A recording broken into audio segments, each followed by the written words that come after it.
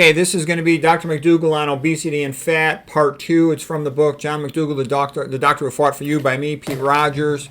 So first thing is from a Dr. Mcdougall newsletter. Why do you avoid adding oils? August 2007 newsletter by Dr. Mcdougall. They're at his website, drmcdougall.com.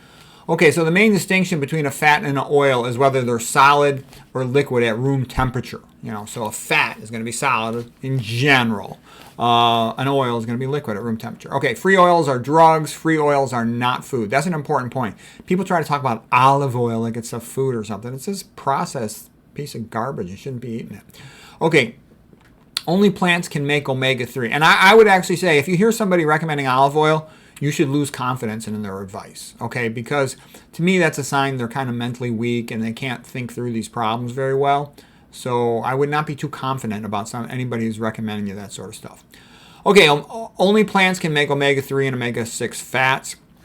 The essential omega-3 fat is alpha-linolenic acid, ALA. The essential omega-6 fat is linoleic acid, LA.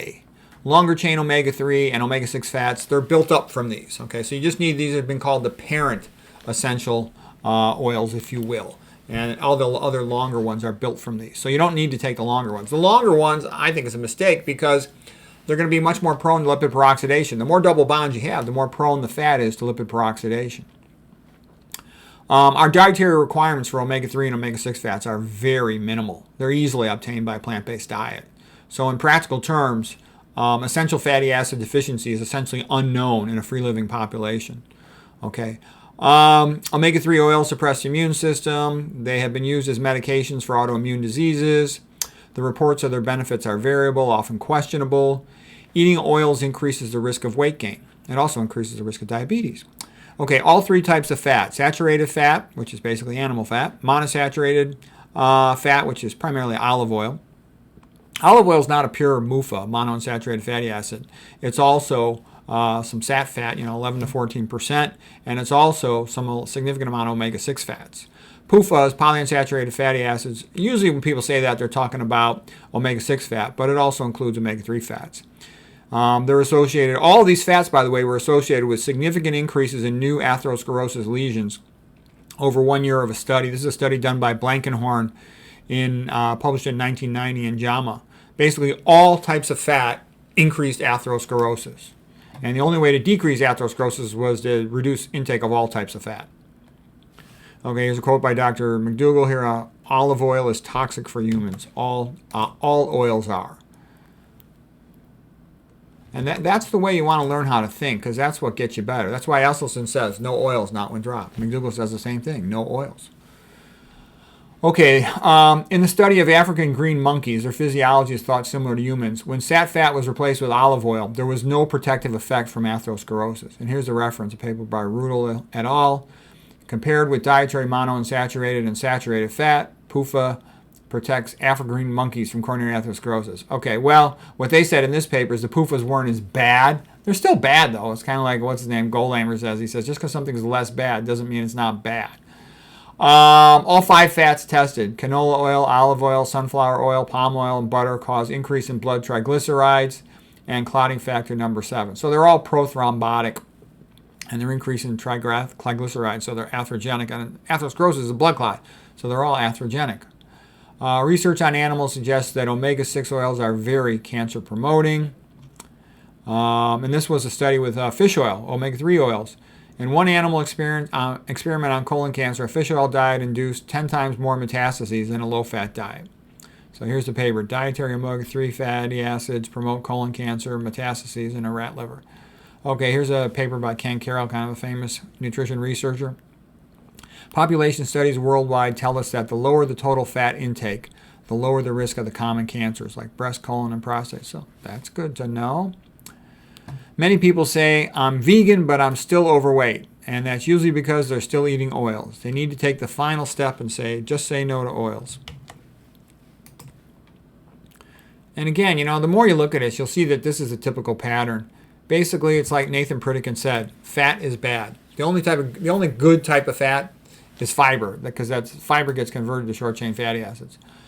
Okay, omega-3 supplements, they worsen type 2 diabetes. Here's the reference, elevated plasma glucose and lower triglyceride levels from omega-3 fatty acid supplementation and diabetes. After omega-3 acid supplementation, the fasting plasma glucose increased 22%. That's a lot. Anything that increases diabetes is not good. Postprandial blood glucose levels increased by 35%. Okay, a little bit on blood sludge, blood flow before, after, and eating a meal. This was courtesy of Rice Swank. Oh, this is like the video on the Dr. Mcdougall YouTube channel. Everybody should watch this video. It's only 52 seconds long. What you see is the high-fat meal causes the chylomicrons then to stick the red blood cells together to function as a bridging molecule. And you get blood sludge. You can also call it rouleau formation. And you can see that once the red blood cells stick together, flow becomes really sluggish. Typically, a capillary is about 5 microns. And a RBC is about 7 microns. So it already has to deform to pass through the capillary. You stick them all together, those red blood cells, with all the fat, overcoming the zeta potential with the bridging molecule, chylomicrons, LDL cholesterol. Fibrinogen will do that as well. Then you're going to have a harder time pumping that blood. Pressure's got to go up. Higher blood pressure causes more atherosclerosis. Okay, other words for fat people include chubby, portly, stout, heavyset, plump, rotund, buxom, very well-rounded. 2/3 of the population is overweight or obese. And what he's kind of getting at is there is no nice word to say a person's fat.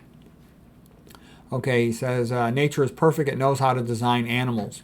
Human obesity is not because people are designed wrong. It's not because of genes. It's because they're eating the wrong food. It used to be only the kings and queens could eat all the high-fat foods, and that's how they got fat. Now most of the industrialized populations can, and they are getting fat. There are only 5 ways to lose weight. Number 1, you can starve with a portion control diet. Number 2, you can make yourself sick, like with the Atkins paleo keto low carb diet. Ketosis is like starvation, and it dulls the appetite. It can cause a profound loss of appetite. It causes weight loss by making you sick. It's the make yourself sick diet. You can lose 6 to 8 pounds of water weight the first week by just from the loss of glycogen. Glycogen is stored bound to water.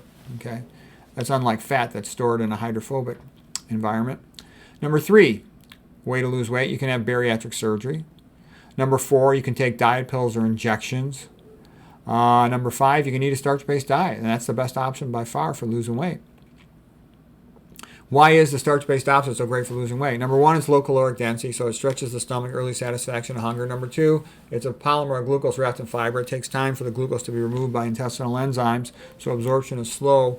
You get this slow, prolonged, relatively normal, mildly elevated blood glucose level. That's what you want. It's low in fat, and it has lots of carbohydrates to satisfy hunger.